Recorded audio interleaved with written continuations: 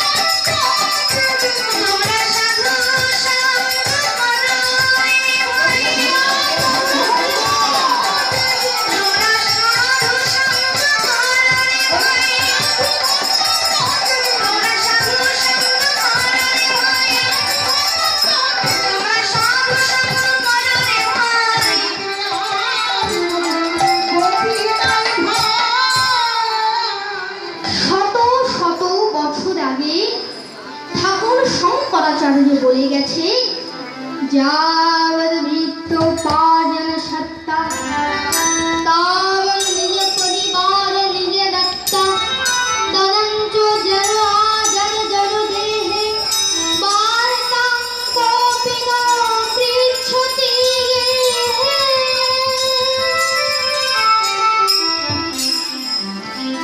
যতদিন আমি উপার্জন করতে পারবো ততদিন এই সংসার আমাকে ভালোবাসবে।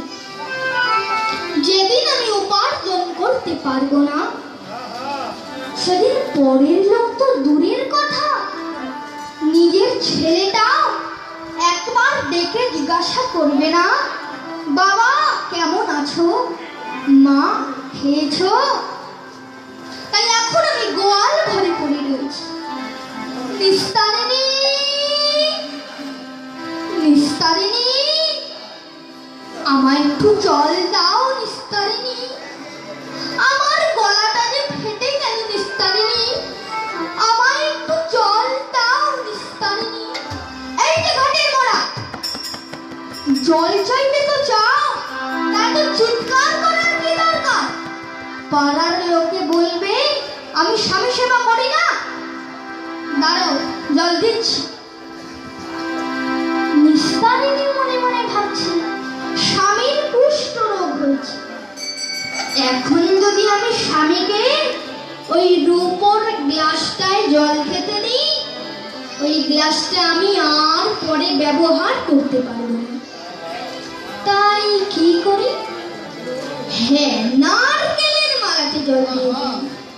তাই নারকেলের মালাতে জল মাটিতে রাখিল, নারকেলের মালাতে জল মাটিতে রাখিল, নারকেলের মালাতে জল মাটিতে রাখিল।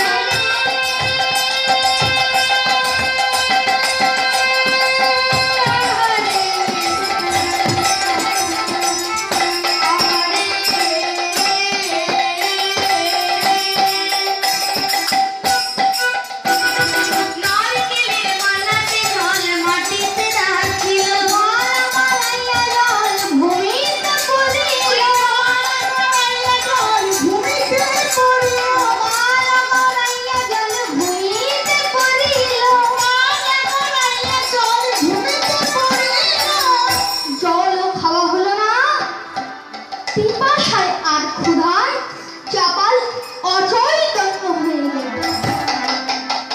এদিকে নিস্তারিণী মনে মনে ভাবছে কি হলো রে বাবা, আর সারা নেই তো দেখছি, মরে গেল নাকি?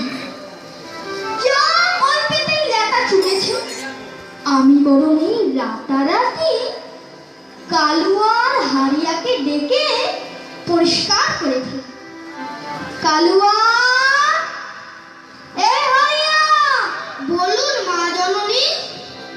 তোরা কি পারবি? কি পারবো মা জননী?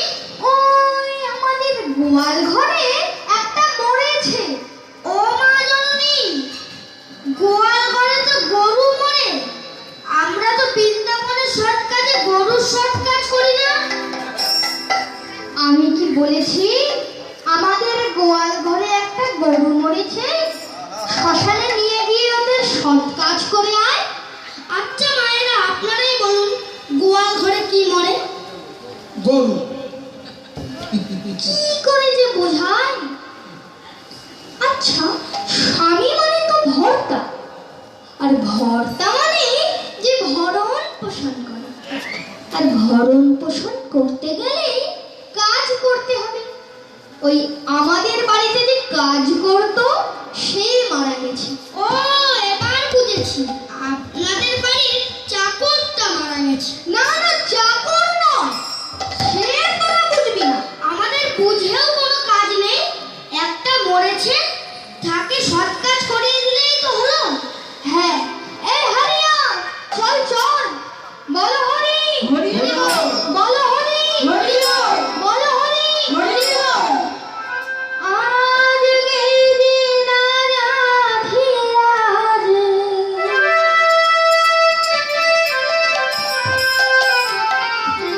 আজকে দিন রাধিরাজ,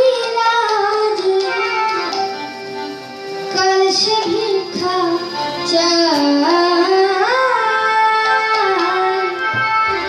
সমান নাহি যায়, চিরদিন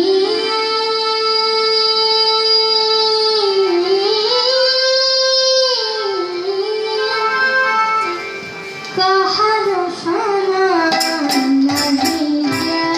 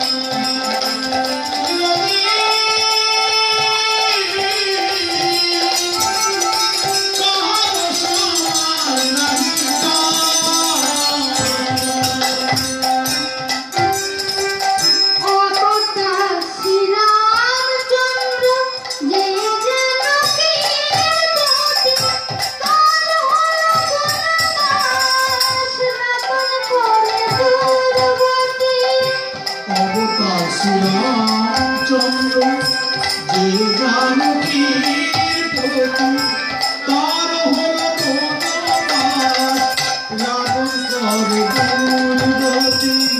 যার এক পলকে সৃষ্টি হয়, যার এক পলকে লয় হতে মহাপ্রলয় হয়ে যায়, তার স্ত্রীর নাম হলো সীতা দেবী। একবার ভেবে দেখুন তো, তার কপালে কত দুঃখ। রাবণ তাকে হরণ করে নিয়ে গেল, তাও সেখান থেকে তাকে কষ্ট করে উদ্ধার করে আনা হলো। শুধু কি তাই, প্রজাদের সুখের জন্য তাকে বনবাসে দেওয়া হলো। শুধু কি তাই, সেই প্রজাদেরই সুখের জন্য